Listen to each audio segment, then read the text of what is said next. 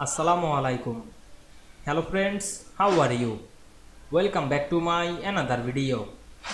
In this video, I am going to show you how to put header on first page only and footer on last page only. Let's get started. At first, we have to open a Affinity Publisher document. Now we want to put header only first page and footer only last page. Firstly, go to the window menu, select the pages section, and we can see here show the all page. Now we go to the first page, then select the frame text tool and draw a text frame top on the page. Now I am write our header text. Then select the move tool and align center on the page. Select this alignment option and click the align center on the page. Then go to the window menu and enable the layer option. Then select the header layer and lock this. Then go to the last page and double click on the last page. Then select the frame text tool and draw a text frame. Then write our footer text. Then lock the footer.